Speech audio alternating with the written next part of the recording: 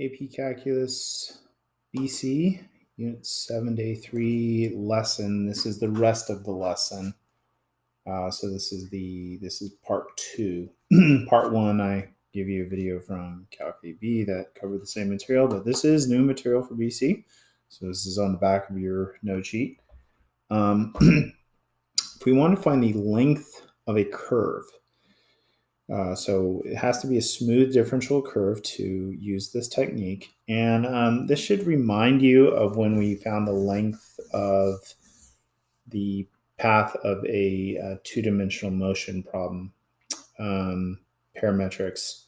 Also, even the length, we took a strategy very similar to this for the length of a polar curve. So it's kind of the same idea. In fact, it looks very similar as we derive it. But essentially what we do is we first estimate the length of a curve by a chord, a secant line connecting 2 points, and say, well, that's close to it, right?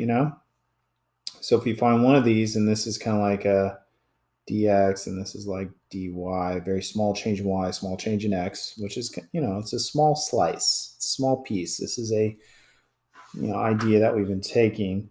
So we say, well, the arc length of AB is approximately the length of the line segment AB. The length of the line segment AB in terms of these descriptions would be delta x squared plus delta y squared, take the square root. So Pythagorean theorem. But if we wanted all of them, like a bunch of these, lots and lots and lots of little pieces, which would approach the exact answer, we'd want to integrate a bunch of them. And I'm going to change the delta x to dx, which is just a different notation for the same idea. And let's manipulate this a little bit. Okay, so we're going to, and we'd go from some point A to some point B. And so I'm going to factor out,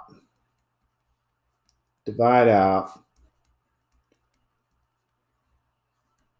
a dx squared out of everything. So factoring is division. So if I do that, I'm gonna say, okay, I'm gonna factor out dx squared. There's gonna be a 1 here, plus factoring out is the same as division. So this would be like dy over dx squared. Okay. And now I'm going to go ahead and use properties of radicals and say, well, we could just take the derivative of dx squared and move it outside, if there's a product. And so I'm going to rewrite this as a to b square root 1 plus dy dx squared. And then the dx is I'm going to just put it back here. So this is it. This is the formula for the arc length, the length of a smooth curve. A to b square root of 1 plus dy dx is the derivative of your function.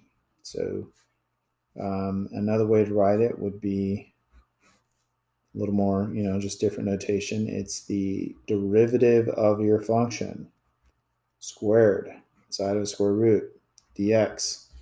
And so this looks a lot like, in polar, we had the arc length was the integral of the square root of r squared plus dr d theta squared d theta. So it looks a lot like this. It has a derivative inside. It's the square root. It's based off this whole Pythagorean theorem. In parametrics, I'm trying to remember, I think parametrics was the integral of dx dt squared plus dy dt squared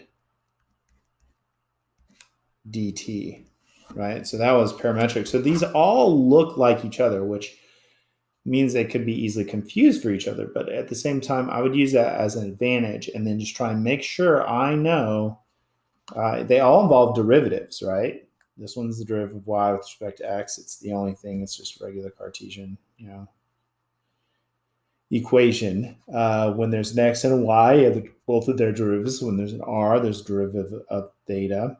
In fact, this was sort of the version that we eventually got to after quite a bit of work. which this is better, but this one has r squared in it. So there's little differences, but I will try and just remember the small differences and kind of remember them together as a group.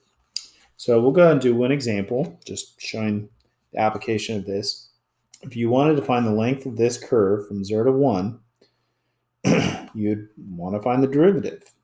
And so the derivative of this before root 2, 3, you would multiply by the exponent and decrease it by 1. And so we would get 2 square root 2 square root x, or just 2 square root 2x. So that's the derivative. And so the formula for the arc length is the integral of the square root of 1 plus dy dx squared. So we need to memorize this. Dx, and we're going to go to 0 to 1. And so for us, that's going to be 0 to 1, 1 plus 2 square root of 2x squared dx. And the rest of the work after this is just, just basic integration. Sometimes you might want to use your calculator, you might have to. This is going to be 4 times, this is going to be 8x squared. I don't know if would we be able to integrate this? Actually, it'd be 8x, just be 2 squared is 4, 2 and x would just be 1 plus 8x. So I think u substitution would work. This is a simple u substitution problem. Don't want the 8. So I'd rewrite this as 1/8 square root of u du, which would be 1/8 u to the 1/2 du, which would be 1/8 u to the 3/2 divided by the new exponent multiplied by the circle. And then we do, then we would rewrite it back in terms of the original variables. And we would go 0 to 1. And so we would get 1/12, and that'd be 9 squared 9 is 3, cubed is 27, minus 1/12. Look, 0 in here, it's not 0, it's square root of 1 is 1, cubed is 1, so there's a 1 there. So we're going to get 26/12, or 13/6, or 2 1/6.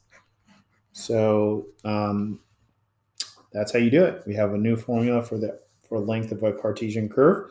Now in the homework, this is the new orange book for BC specifically. So in my first video that I used from AB, you can ignore that assignment. That's not what you're doing. This is what you're doing. Sometimes our book uses X star to represent C. You can just call it C. It's a special place where the mean value theorem equals the actual value equals the mean value theorem. I want you to do these problems without a calculator. So I think the book says to do these with a graphing calculator. I don't want you to. I want you to do them without a calculator. I'm going to go ahead and take a tough problem off the end of the second group. You don't need to do 38. So that's it. Try these problems. Check your odds in the back of the book. And I'll probably put the evens online for you to check. Try it out.